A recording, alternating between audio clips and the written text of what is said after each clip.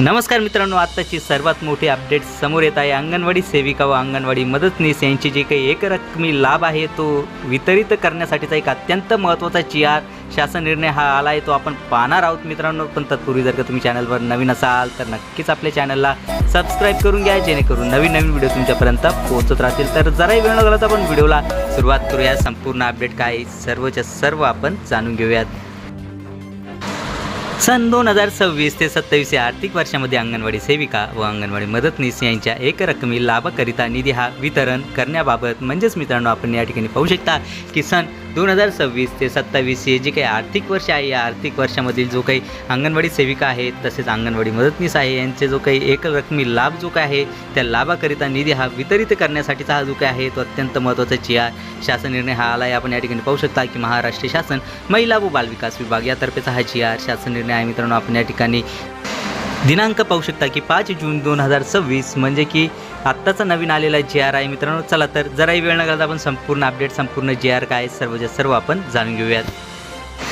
सर्वप्रथम मित्रांनो आपण या ठिकाणी या शासन निर्णयासाठीचे संदर्भ पाहूयात। यामधील सर्वात पहिला जो काही संदर्भ आहे हा शासन निर्णय निर्गमित करण्यासाठीचा तो म्हणजे की महिला व बालविकास विभाग शासन निर्णय क्रमांक एकात्मिक बालविकास 2010 प्रत क्रमांक 141 का 6 दिनांक 30/4/2014 असा आहे। यानंतरचा दुसरा आणि शेवटचा जो काही संदर्भ आहे तो म्हणजे की महिला व बालविकास विभाग शासन निर्णय क्रमांक एकात्मिक बालविकास 2021 प्रत क्रमांक 102 का 6 दिनांक 26/2/2024 असा आहे। चला तर मित्रांनो जराही वेळ लागला तर आपण संपूर्ण शासन निर्णय हा जाणून घेऊयात।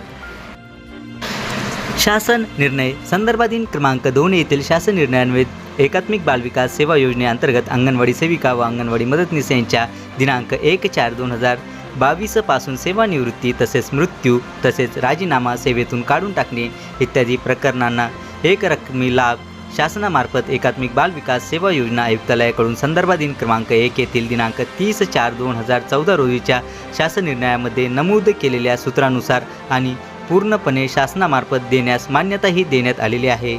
तसेच त्या अनुषंगाने सन 2026 ते 27 या आर्थिक वर्षाकरिता खालील विवरणपत्रातील रकाना क्रमांक 1 मधील प्रधान लेखा शीर्ष तसेच उपशीर्ष उद्दिष्टामध्ये रकाना क्रमांक 2 मध्ये नमूद अर्थसंकल्पीय तरतुदीमधून रकाना क्रमांक 3 मध्ये दर्शविल्यानुसार एकूण रुपये 30,34,75,000 फक्त एवढा निधी आयुक्त एकात्मिक बालविकास सेवा योजना यांना वितरित तसेच खर्च करण्यास या शासन निर्णयाद्वारे मान्यताही देण्यात येत आहे।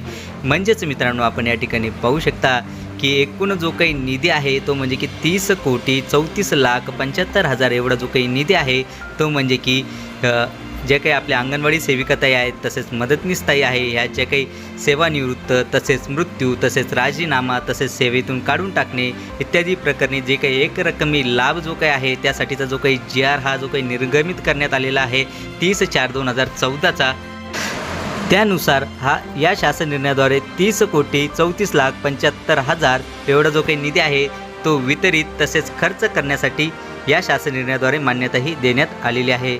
चला तर मित्रांनो आशा करतोय की तुम्हाला हा जो काही आहे शासन निर्णय आहे हा सर्व समजलाच असेल आणि असेच नवीन अपडेटेड घेऊन मी तुमच्यापर्यंत पोहोचत असतो। पण तत्पूर्वी जर का तुम्ही चॅनलवर नवीन असाल तर नक्कीच आपल्या चॅनलला सबस्क्राईब करून घ्या, जेणेकरून नवीन व्हिडिओ तुमच्यापर्यंत पोहोचत राहतील। चला तर मित्रांनो भेटूयात पुढच्या व्हिडिओमध्ये असंच एक नवीन अपडेटेड शासन निर्णयासोबत। तोपर्यंत धन्यवाद।